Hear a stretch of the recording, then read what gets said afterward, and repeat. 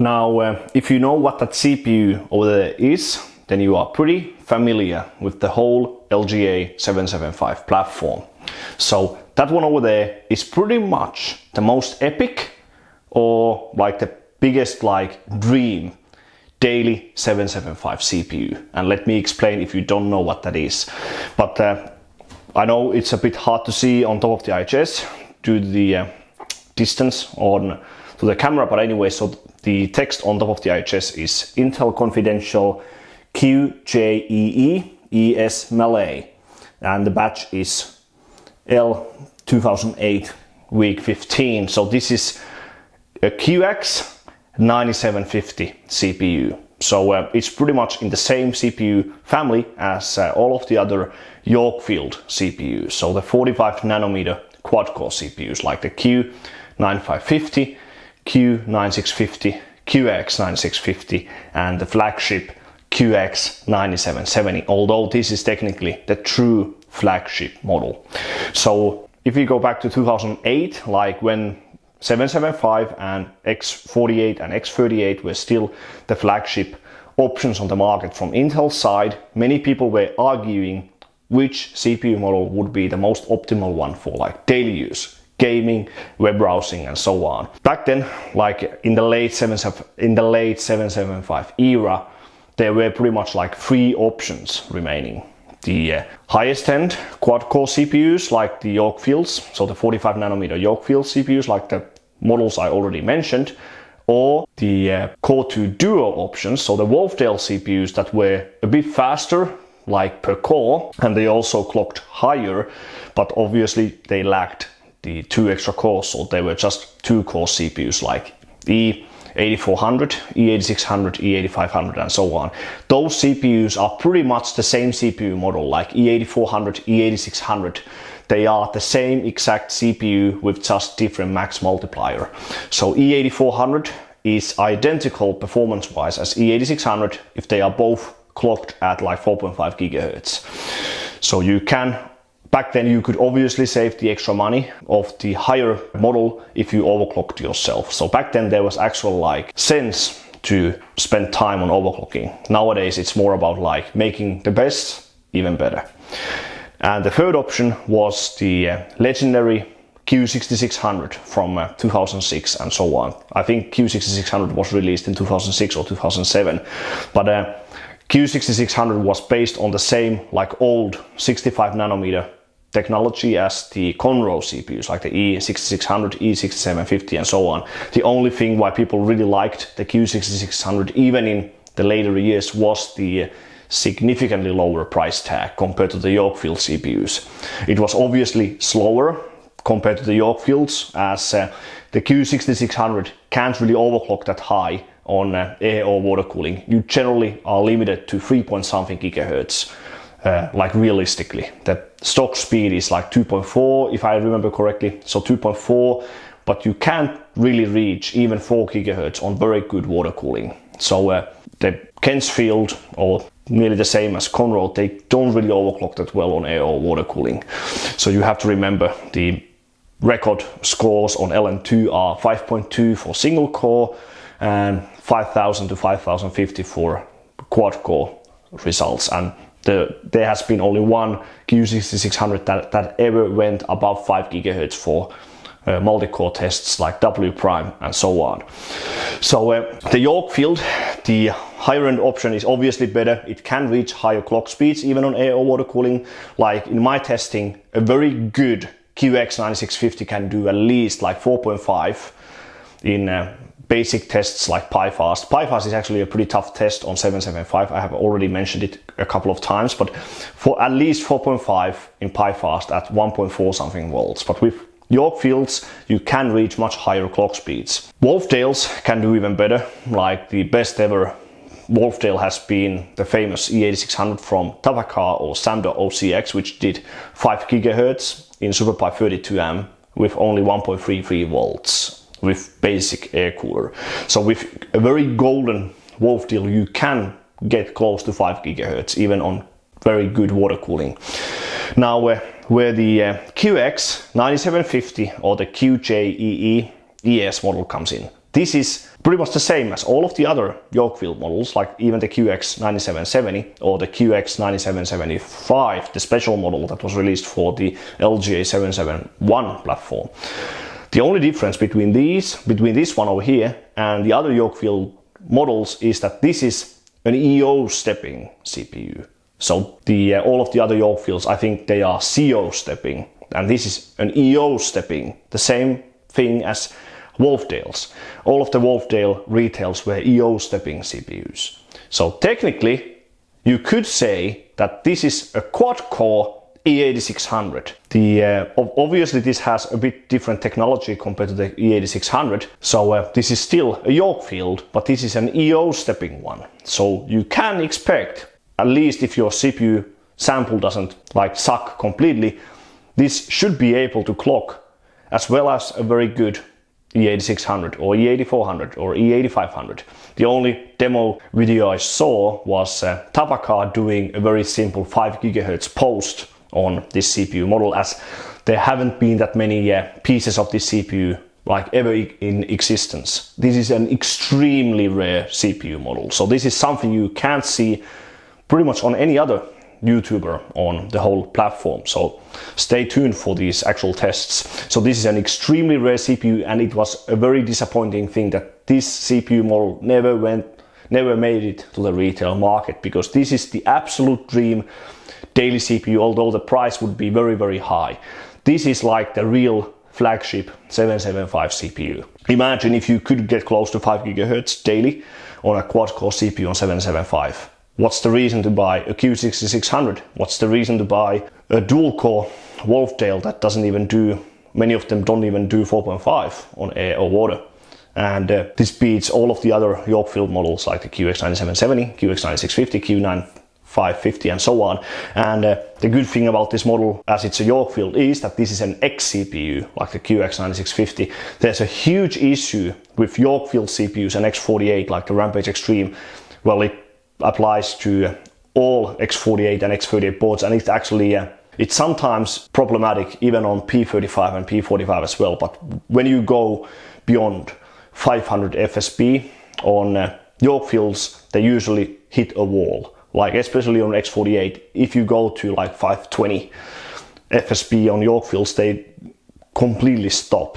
So that's the biggest issue with the locked Yorkfields like the Q9550 and Q9650, as you can't raise the multiplier any higher than what's allowed by Intel. The good thing about the X models like the QX9650, QX9770 and the QX9750 is that you have the unlimited multiplier, so we aren't hit by the huge FSP wall that's present on Yorkfield CPUs. So let's see how well the CPU can actually do, but I hope this is something you haven't seen before. The QX9750 is really something that hasn't even been mentioned or covered by like news sites, IT related news sites or other YouTubers and so on. I have only seen 2 other QX9750s ever in existence, so this is the 3rd one. I got this from eBay and it wasn't cheap. I purchased it with an Intel X48 motherboard, some memory and a very basic Zalman cooler. At the moment I have a Rampage Extreme, my backup Rampage Extreme, like set up and ready to go. So I will be doing the tests on that one. So I only want to see like what kind of speeds we can reach on water, like PyFast, W Prime and so on in Windows XP environment. We don't need, as 775 CPUs, they don't have any of the features of the North Bridge that's present on all of the Intel CPUs since X58 pretty much, and then completely after Sandy Bridge we don't need to stress the memory controller like Max at the same time, so we can do the actual CPU tests even with just single memory stick populated and so on. So let's just see what we will do. So I hope it will do great, as I really want to test the CPU on cold as well. If this is a good one, I remember David Miller, or I don't know how to pronounce his nickname, but it's like Miller Killer 88. He had one of these CPUs, but he sold it, and he was able to do like 5.6 to 5.7 already on dry ice with a very bad cooler, a bad motherboard, and obviously bad thermal paste at the time.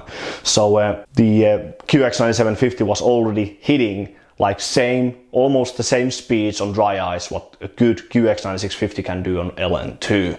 So that means if the CPU scales, it could go even above 6 GHz for multi-core stuff on LN2, maybe 6.2, but who knows? No one ever actually did it. And it's a huge stress for the motherboard's VRAM as well, because the CPU draws quite a bit of power. So with normal Rampage Extreme, you can be sure you will be hitting the OCP or the overcurrent protection limits very easily. I have triggered OCP easily with Q6600 running W prime at close to, even at close to 4.8 to 4.9. I had to do some background work to be able to run 5 GHz plus multi-core on Rampage Extreme, and I even triggered the OCP with a very high leakage E8600 in just PyFast. So be assured you would hit a lot of issues with the QX9750 on Rampage Extreme, so I might actually use something like P5E3 Premium. But anyways, so yeah, I will just move this CPU now to the Rampage Extreme, and I'll move on to the capture card and let's see what the CPU can actually do. Okay, so sorry for the fan noise, but I want to keep some airflow towards the North Bridge area as well as the memory and the socket area. But now I'll just press F1. Let's check the main system info. So if you can read, processor type Intel Core 2 Extreme, CPU X9750 at 3.16 GHz. So the stock speed is 3.16 GHz of this CPU. It's not actually mentioned on top of the CPU's IHS, so that's why I didn't mention it. 4 cores and currently at 2 GHz, as this is the clear CMOS, like safe speed or safe default speed. Hardware, voltage, yeah. So nothing too special. So I will load my bin profile and we can try to boot like 4.5 straight away at 500 FSP. Usually 500 should be pretty doable with these CPUs. I'm only running single stick of LPDA Hyper, but it doesn't matter, as I already said. There's no IMC inside the CPU, so it doesn't impact the CPU's overclockability. With modern CPUs, you want to keep memories high as well. You want to see what's the maximum CPU speed with realistic memories. Now it doesn't matter, so we can just try 1.35 volts for starters. And let's boot Windows XP and see what happens. So F10, save and exit. Okay, so a bit of issues. It's quite a bit of a question mark with these CPUs that what's the optimal FSP range. So currently I'm running 450 FSP with 10 multiplier. Memory pretty much the same. So you can see Intel Core 2 Extreme Yorkfield, max TDP 130 watts, 45 nanometer Intel Core 2 Extreme CPU X9750 at 3.16 GHz. EO stepping. So revision EO. So that's pretty much the figure. The VID is 1.26 volts, and also the temperatures are a bit of a question mark. Does the CPU run quite warm? So let's see, 56, 57.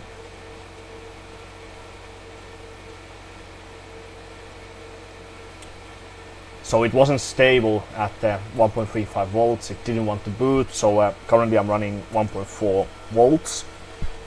Still looking quite good, but I don't know, I would have hoped it would do even better. But when talking about quad core CPUs, it only needs one weaker core to limit the CPU's multi-threaded capabilities quite a bit.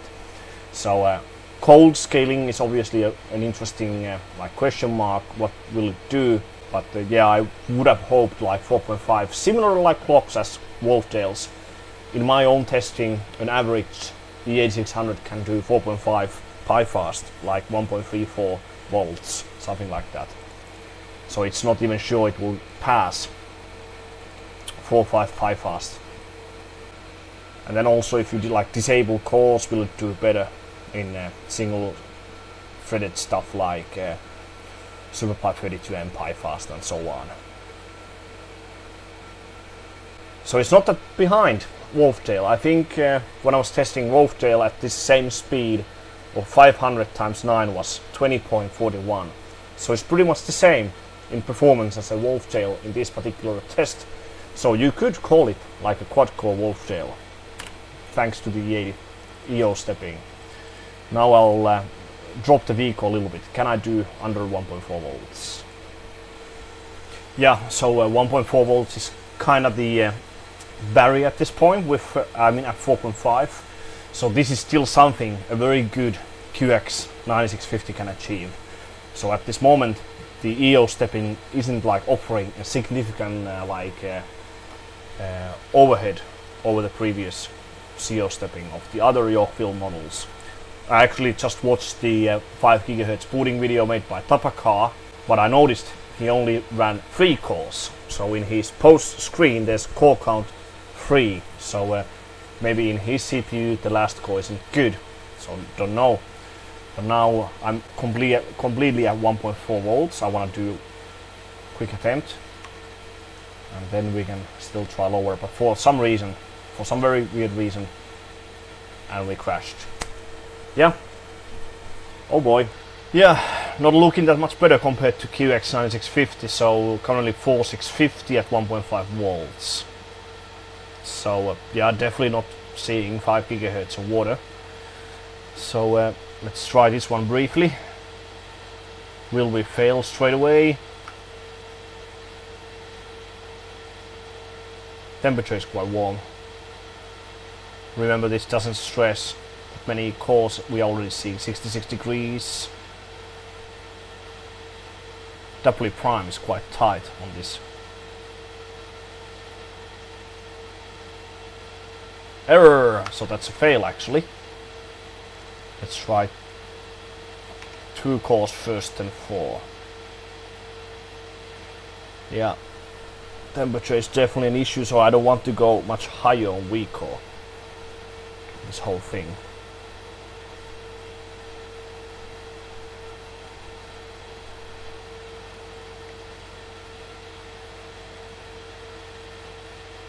This will fail. 69, 60, 70, 67, 65, 64. Passed.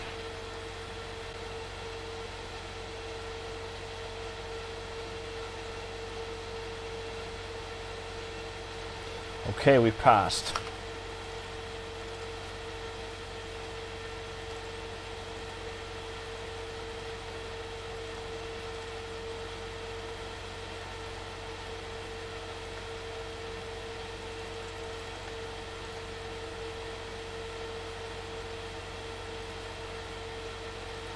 .7, likely that we will fail.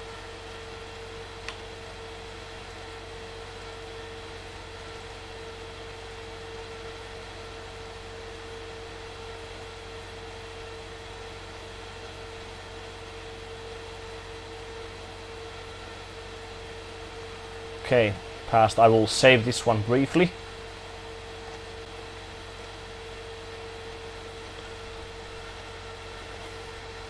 So 4.7 the max, at least on W prime 32, but of course that's not really like a proper test. We would have to run the higher one, the 1024 amp.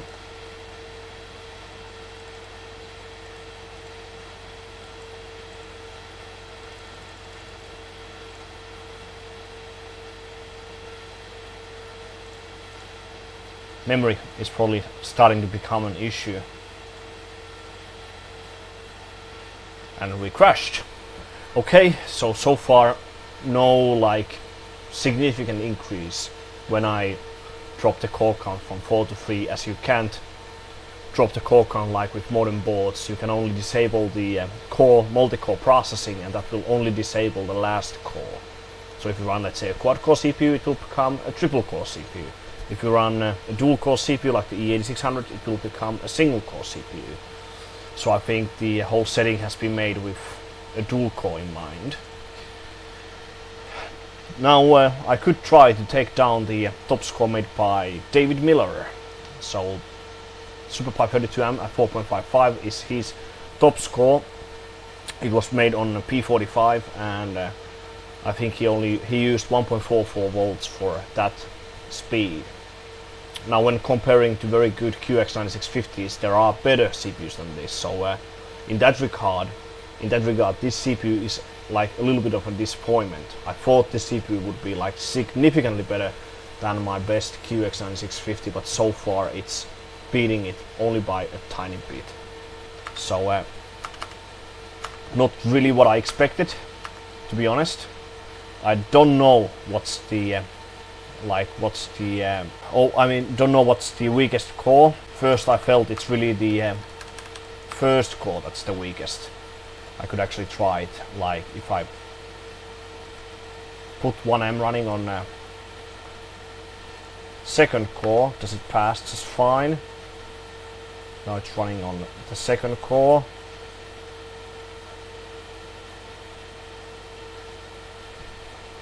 Okay. Now if we put on the... I really feel the first core is bad, but sadly I cannot disable it, obviously.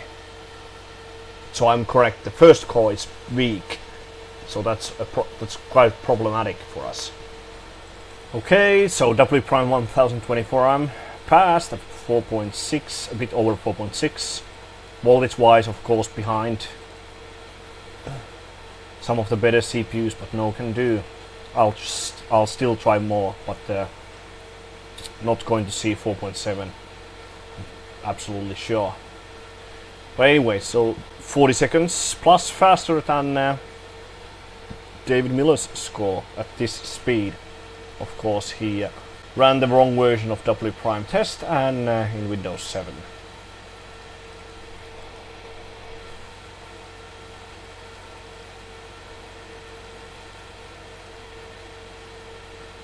Memory is probably an issue.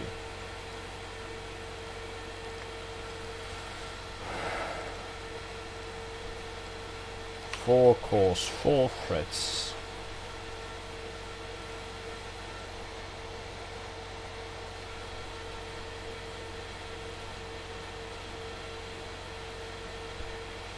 Very nice score of 7766.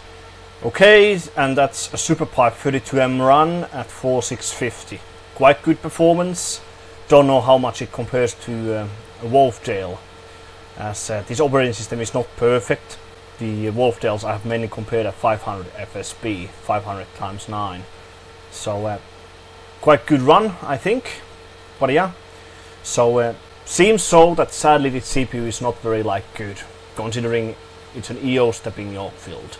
There are definitely much better ones. I think a very good one with good water cooling would be 4.7 plus at 1.4 volts. I talked with yet another user from HW Bots, so thanks for the information, David. He ran, if he was correct, he ran 4.6 at 1.39 volts. So yeah, this is definitely not a good CPU. Well, this is mostly like a collector's item. But even as such, there has to be some sense to invest quite a bit of money to get the EO stepping. To have any sense at all, it should be very, very good. Talking about close to 5 gigahertz, capable of water cooling. Then there would be real sense behind getting the CPU, which would be the most ideal daily setup if you build a 775 dream rig, like Rampage Extreme motherboard, QX9750. Of course not sure how high daily clock you would achieve, but high enough anyways to have any sense at all. And then 4 sticks of LP hyperbase memories like Corsair dominated GT 2000 Cas 7s. That would be a really nice nostalgia rig even today.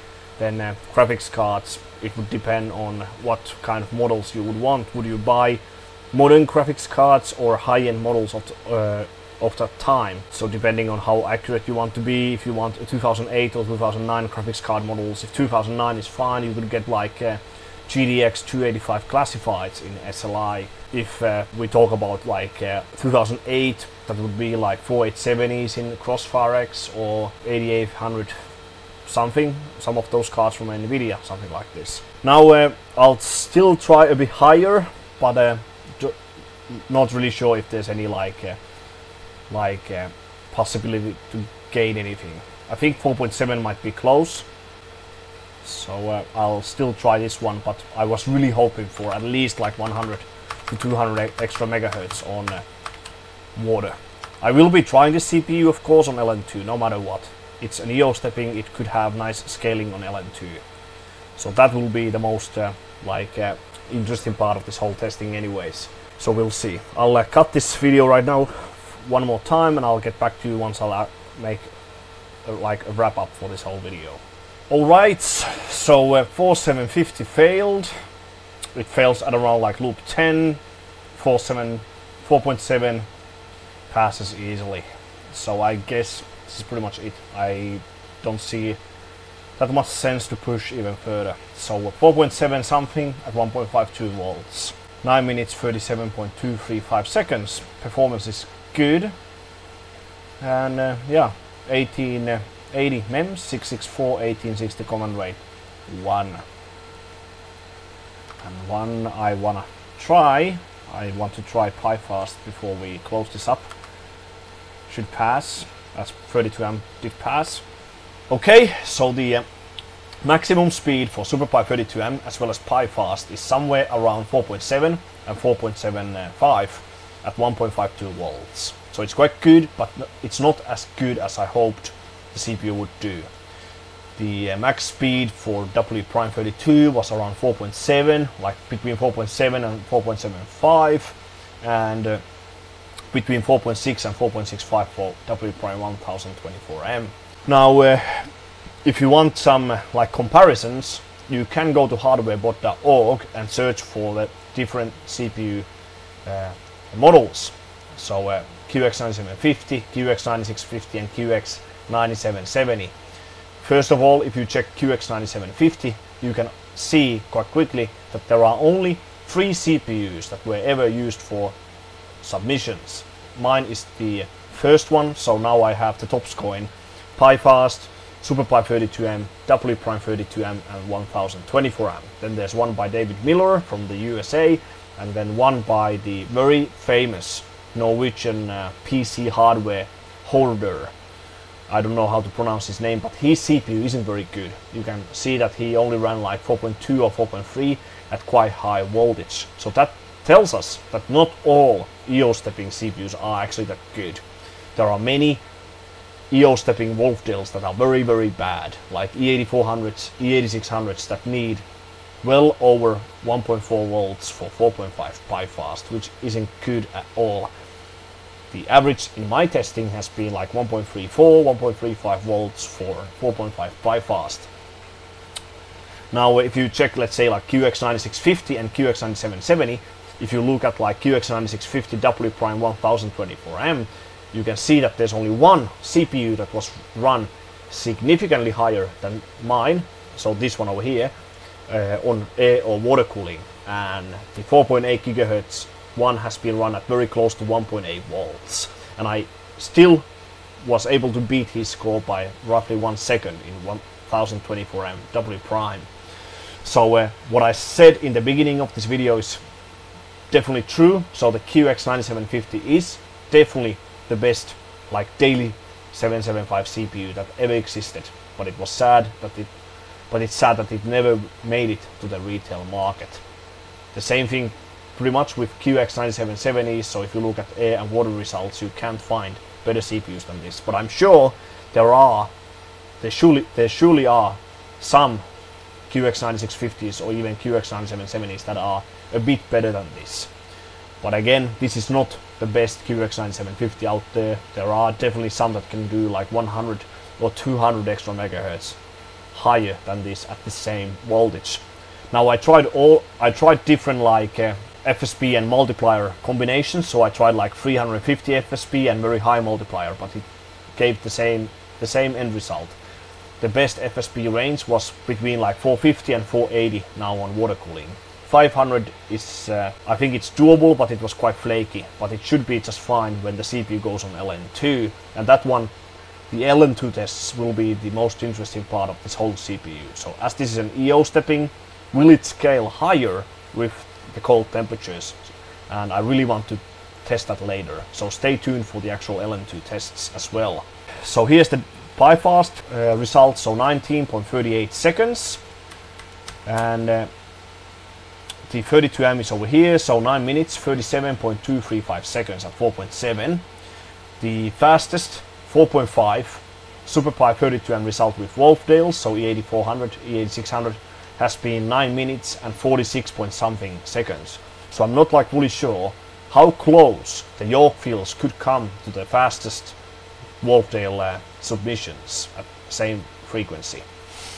And yeah, so that's pretty much it. So a bit sad that I couldn't do higher, as this is a very interesting CPU. As I said, this is technically like almost a quad core E8600, and it's definitely something absolutely epic.